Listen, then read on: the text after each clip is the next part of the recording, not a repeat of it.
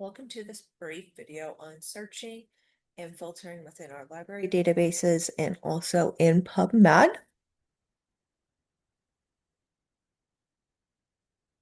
So for this video, what we will be focusing on is looking at an overview of scholarly versus non-scholarly resources. We'll look at what peer-reviewed is. We'll also do some live demoing in our Still One search box and also in PubMed. So we'll look at some filtering and doing some searches there.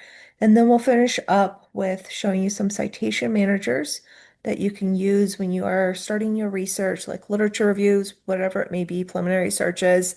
So you have one place where you can gather everything together. So let's get started and let's look at our scholarly versus non-scholarly. So this table here is a great table. It does give you a great overview of the difference and characteristics between the two types of resources. When you're looking at scholarly, just keep in mind that these articles are peer-reviewed.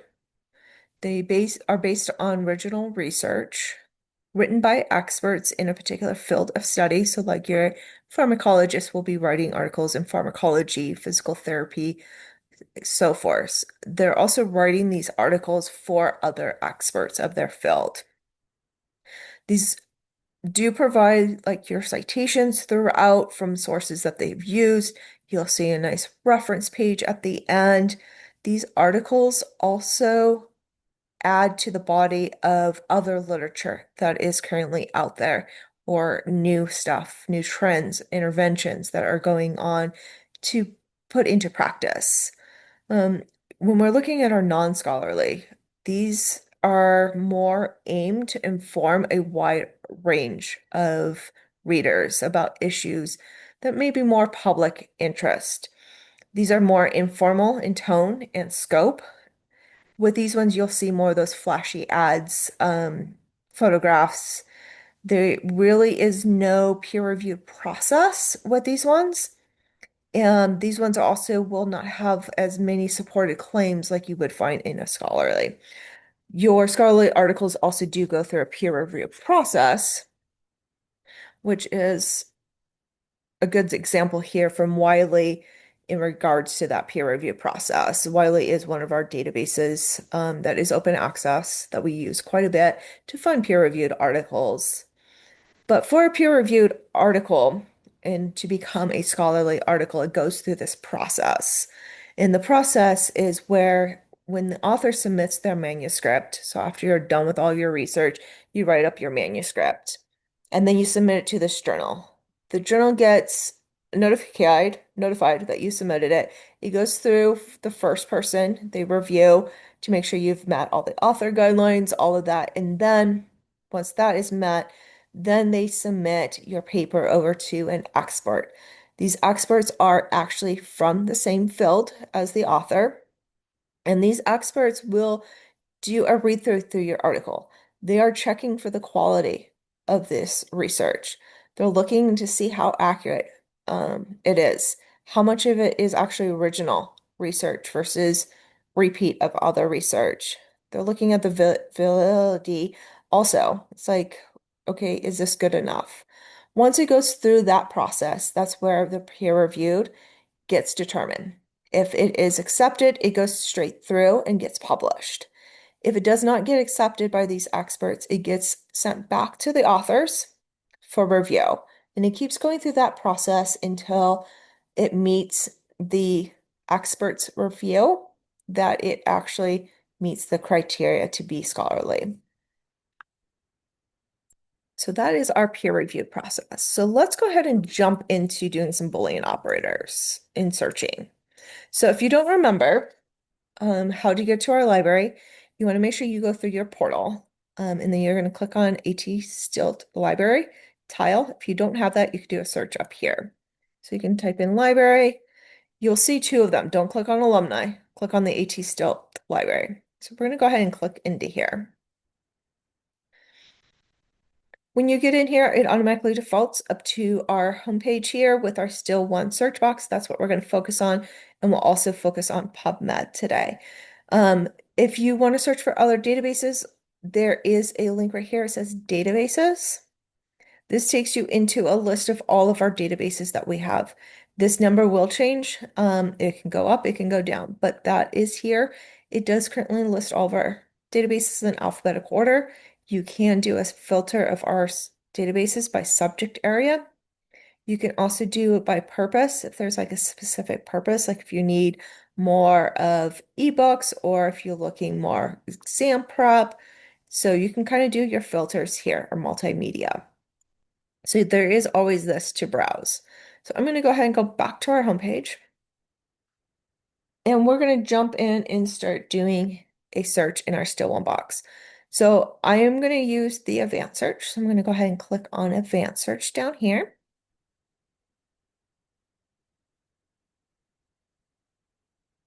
When you get into your advanced search, you'll see that it has three different boxes up here. It does give you some filter options down below as well. What we'll focus on is mostly these boxes up here. As you can also see, it does default to our Boolean operators over here of and. Reminder, and this is where you're combining two different concepts together, or three concepts, depending on how many concepts you have. You can change these, so remember, or this helps you to find variations of a concept. For example, like if we're doing young children, we could do young children or adolescents or pediatrics. So you can list all those there. And then just a reminder for not this Boolean operators, if you want to limit something out of your search that keeps coming up but is unrelevant, so like COVID, for example, if you start seeing COVID come up, it's like, I don't want anything to do with it, you can throw the not in there and put not COVID. Like if you are doing a search on Mercury, for example, it may come up with type of cars or it may come up with a planet. So that's where the not may come in, where you can kind of limit that out. So for our search, let's go ahead and I'm going to just do a quick search for knee. So as you can see, as I'm typing, it comes up with some suggestions. You can actually click on these. I was going to do knee replacement, so we're going to just put knee replacement. As you can see, it does build our Boolean operator out as well. So it does have our word or in here if you wanted to do that. I'm going to leave it as is, but I am going to use my quotes. If you don't remember, using quotes is telling the database keep these words together, do not separate them. In my second box, I'm going to just do therapy. As you can see, it does come up with these different ones. I'm going to go ahead and use our OR operator here. So I'm basically telling the database, okay, I want knee replacement or knee replacement and therapy or treatment or interventions. What I'm also going to do is put my parentheses around this. So basically what I'm telling the database is I want to keep these two together and I also want any of these three terms. So now what we can do is hit search.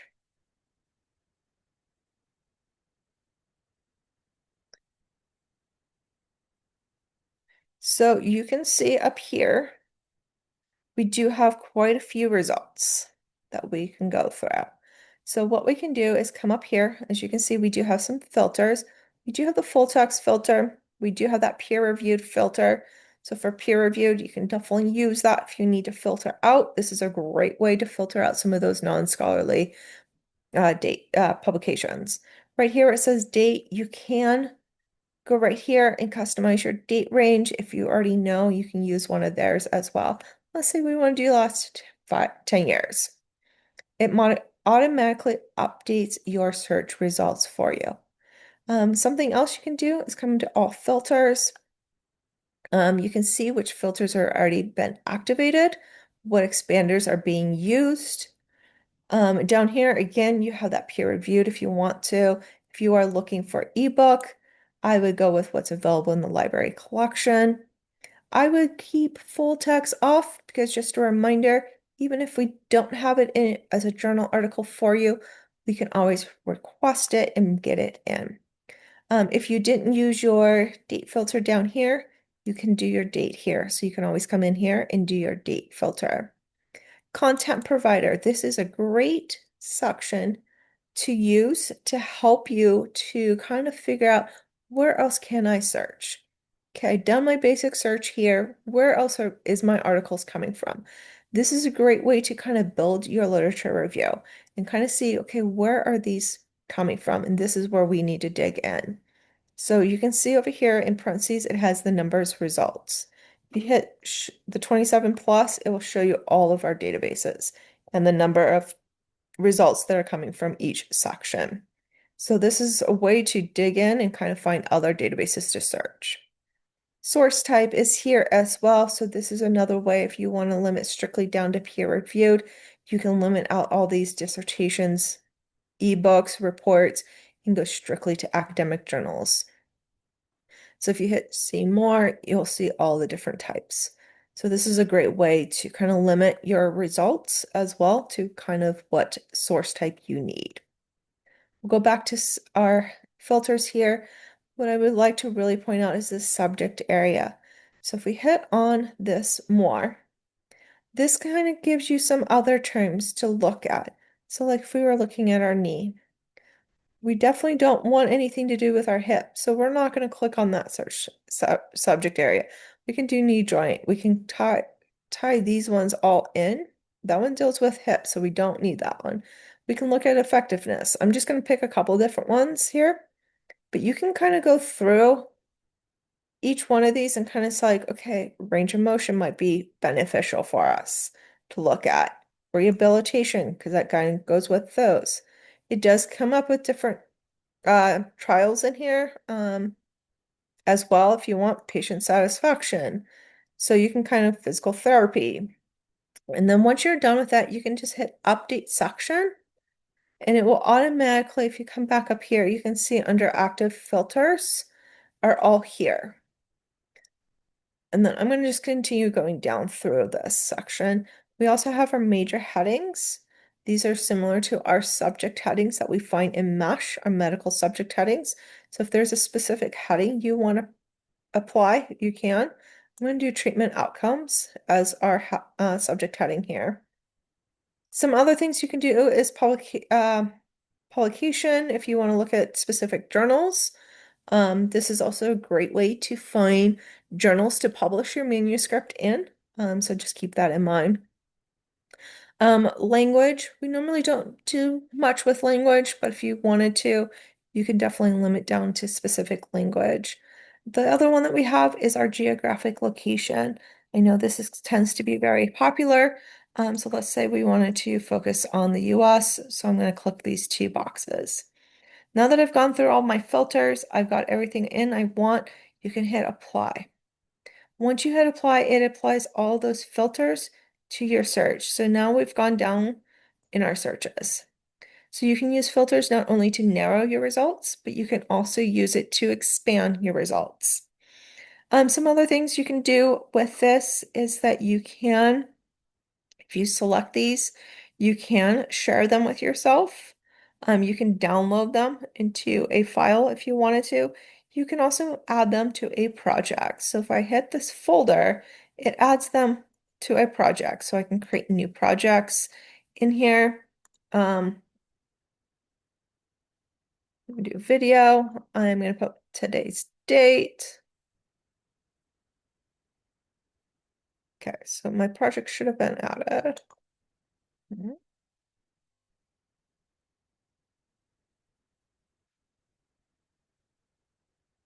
Let's just do knee. I tend to name all of my projects based off of the thing that I'm working on.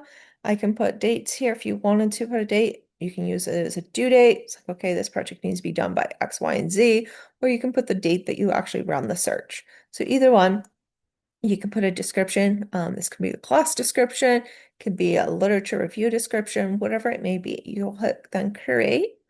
And then as you can see, my project has been created and items have been added to my project.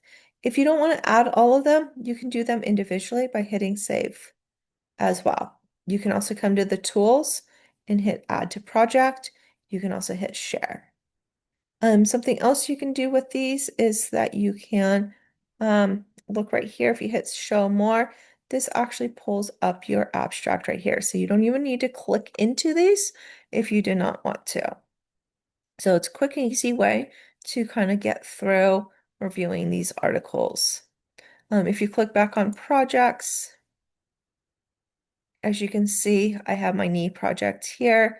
If I click in here, you can see all of my records are here. So if I decide that I don't want them, I can just sit here. I'm like, okay, I don't need this one. It does not apply. And it will automatically remove it from your project. If you click on saved, this is the ones that we saved. So you want to make sure they're all here as well. So you can kind of check all of those out. You can also create alerts. So like if there's an alert for journals that you want, search alerts, you can create all of those within your dashboard of one Stillbox. So that is a high overview of how to search and filter within our one Stillbox. I am going to go ahead and move over to PubMed here. You can do a search here in PubMed for, I'm just going to do epilepsy in children. I'm going to click on the tab. If you don't have the tab, don't want to use the tab, you could go straight into PubMed by Google. So either one will take you straight over here. Your search will be exactly the same. I am going to put my quotes around this again, just like I did in our still one search, and hit search. So as you can see, I do have my results here. It is all set up. If you look over here, PubMed does not have as many filters as our still one boxes in our databases, but it does have some. It does have our date range here. You can do a custom by sliding. Use the slider if you want to. You can also do one of their custom date ranges, or you can even do custom down here. So let's say we're doing 5 years. So you can see my filter has been applied. Um, Also it does have the text availability. As you can see with mine, I have LibKey Nomad installed, which is very helpful because then I can see that I already have access to these databases. So I can click on the full text and get the article. This section right here where it says article type, this is a filter that you can use if you would like to. Most of this is geared based off of your evidence pyramid of practice. So if there's a specific type that you want to look at, you can do so here, and that will limit down to. So like if we're looking at randomized control trials, as you can see, in the last 5 years, there hasn't been any done. We can always look at like meta-analysis, see what's done. None have been done in the last 5 years. So these are some ways that we can narrow our topic if you decide to do so. For additional filters, it does have the language filter here. If you are looking outside of animals, you can do a filter for humans. It does have a filter for if you want female or male, and it does have a filter for age range. So these are some different filters here that you can look at. Also, some other things you can do with this search is that you can create alerts as well. So any new search article that comes up for this search, it will send you an email. You can customize these alerts, how often you get them, start date, end dates, you can do all of that. The other thing I want to show you is our advanced search on PubMed. A lot of times you will sometimes build your search here if you want to. As you can see down here, you can see our history. This is a great thing to keep in mind before you leave PubMed for the day and you are done searching. Make sure you download this or take a screenshot of it, whatever you need to do. The reason why I say that is because this is part of your methods section. It shows you exactly how many results for your search. It shows all of your filters as well. So this is a great way to remember, hey, I've already done this search. These are the filters I've already done. So this is a great thing to keep for your method section. The last thing I want to point out is our mesh. Again, MASH is medical subject headings. Same thing as our subject headings within our databases. So if we click on this, I'm going to copy this. Actually, I'm going to do epilepsy. I'm going to go into MASH here. I'm going to put my term here. When you are searching for MASH, you do not need quotes. You don't need anything here. So when I did a search for epilepsy here, you can see that there's multiple different ones that came up. You will want to read this description here underneath each one to see which one you want, which one fits you the best. I'm going to use number one because it's our basically based off of our disorder that I've been wanting to look at. So again, it does give you that description here. It does give you all of the subject headings, which you can limit down. So like if you want to just look at specifically rehabilitation, you can click on rehabilitation. You can do like diagnosing and rehabilitation if you wanted to. Or since you're doing rehabilitation, you might want to do our therapies. And you can do specific searches on these. All you have to do is hit add to search builder. It builds it with you with your Boolean operator, and you can hit search. And there you go. Now you have your search string up here. You have your results. Now you can use your filters to narrow this down. You can kind of work that way. The other thing you can do with this is looking down here where it says entry terms. So if we did not limit our search up here by clicking specific boxes, and we use this one as a whole, it will also look for these words down here. So these are other terms that you can use as a keyword as well to do searches. If we scroll down a little bit further, this is called our tree. Our tree is helpful as well because right now, anything under epilepsy here is going to come up if you search this MASH term. If you go up the tree, if you continue going up the tree, it will broaden your search. You can also come down the tree. Like if there's a specific location down here that you want to focus on. Say we want to go all the way down to here at this bottom of this tree. You can see now everything above it is not going to get searched, only everything below it. So this is how we can narrow our search using a subject heading. So that is kind of the ins and outs of PubMed, doing some MASH searching as well and filters. So the last thing I want to kind of go through real quick is our citation managers. So back on our library homepage here, if you scroll down to this section where it says guides and services, we have this citation guide right here. We're going to go ahead and click on that. This does give you all the resources for APA, AMA, and MLA. Down below those three tabs is our citation manager guide. This kind of walks you through what a citation manager is, what it allows you to do, and then it gives you a couple different ones to compare, depending on your project, depending on what you want to use it for. We do use a mixture of them here. All of these do have links so that way you can get familiar with them. If you need, and also tells you which formats it is compatible with. If you need help with your literature review, if you need help with citation managers using any of the filters, please feel free to reach out to your library liaison. We are here to help you.